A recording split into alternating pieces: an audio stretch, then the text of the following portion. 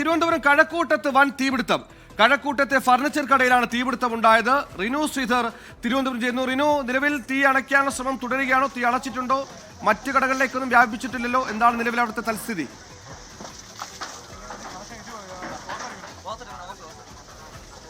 സുബൈൽ, വലിയ തീപിടുത്തം എന്ന് തന്നെ നമുക്ക് പറയേണ്ടി വരും. 7 യൂണിറ്റുകൾ, ഫയർ യൂണിറ്റുകളാണ് ഇപ്പോൾ സംഭവ സ്ഥലത്തെത്തിയിരിക്കുന്നത്. ലുലു മോളിന് തൊട്ട് സമീപത്തുള്ള ഒരു മാട്രസ് കടയാണ്. സോഫ സ്റ്റാൻലി എന്ന് പറയുന്ന കമ്പനിയുടെ ഒരു മാട്രസ് കടയാണ് എന്നുള്ളതാണ്. ഫർണിച്ചറാണ് ഇതിനുള്ളിൽ ഉള്ളത്. മുൻവശത്തും പുറകുവശത്തുമായി തകരങ്ങൾ കൊണ്ട് മറച്ച ഒരു ഷോപ്പാണ് എന്നുള്ളതാണ്. അതുകൊണ്ട് തന്നെ തീ അണയ്ക്കുവാൻ വേണ്ടി വലിയ രീതിയിലുള്ള പ്രയാസം ഫയർഫോഴ്സ് നേരിടുന്നുണ്ട്. കാരണം ഈ തകരങ്ങൾ കൊണ്ട് 4 വശവും വലിയ ബന്ദോബസ്താക്കിയിരിക്കുന്ന ഒരു ഗോഡൗൺ കൂടിയാണ്. ഈ ഗോഡൗണിലേക്കാണ് തീ പടർന്നത്. നിലവിൽ നമുക്ക് ഈ ഫയർഫോഴ്സ് ഉദ്യോഗസ്ഥരിൽ നിന്ന് വിവരങ്ങൾ ചോദിക്കുമ്പോൾ മനസ്സിലാക്കാൻ വേണ്ടി കഴിയുന്നത് പുറകുവശത്ത് സ്ഥാപിച്ചിരുന്ന ജനറേറ്റർ, ആ ജനറേറ്ററിൽ നിന്നാണ് തീ പടർന്നത് എന്നുള്ളതാണ്. എന്തായാലും ചാക്കയിലെയും തിരുവനന്തപുരത്തെയും ഒക്കെ തന്നെ ഫയർ യൂണിറ്റുകൾ, 7ഓളം ഫയർ യൂണിറ്റുകൾ ഇവിടെ എത്തി ഈ തീ അണയ്ക്കുന്നതിന് വേണ്ടിയിട്ടുള്ള ശ്രമം നടത്തുന്നുണ്ട്.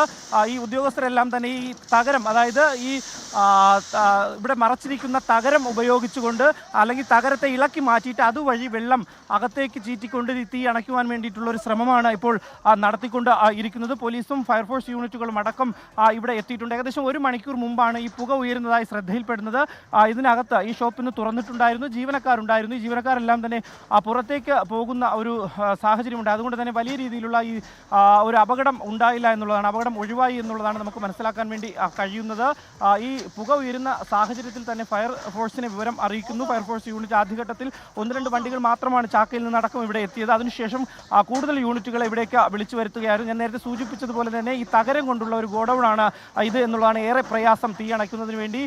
എന്തായാലും ഫയർഫോഴ്സ് ഉദ്യോഗസ്ഥർ കമ്പിപ്പാരയും അതുപോലെ തന്നെ മറ്റു ഉപകരണങ്ങളൊക്കെ തന്നെ വെച്ചുകൊണ്ട് ഈ തകിട് ഇളക്കി മാറ്റിയതിനു ശേഷം അകത്തേക്ക് വെള്ളം ചീറ്റി തീ അണയ്ക്കുന്നതിന് വേണ്ടിയിട്ടുള്ള ഒരു ശ്രമമാണ് നടത്തുന്നത്. അകത്ത് ഫർണിച്ചറാണ് എന്നുള്ളതാണ്. ഏറ്റവും കൂടുതൽ മാട്രസുകളാണ്, ഈ മെത്ത പോലുള്ള വസ്തുക്കളാണ്. അതുകൊണ്ട് തന്നെ തീ പടർന്നു പിടിക്കാൻ അത് വലിയ രീതിയിലുള്ള സാഹചര്യം ഉണ്ടാക്കി എന്നുള്ളതാണ് ഈ ഫയർഫോഴ്സ് ഉദ്യോഗസ്ഥരൊക്കെ തന്നെ പറയുന്നത്. ഇതിനകത്തേക്ക് കടന്നുകൊണ്ട്, വലിയ പുകയുണ്ട് എങ്കിൽ പോലും ഇതിനകത്തേക്ക് കടന്നുകൊണ്ട് ഈ തീ അണയ്ക്കുന്നതിന് വേണ്ടിയിട്ടുള്ള ശ്രമം തുടരുകയാണ്.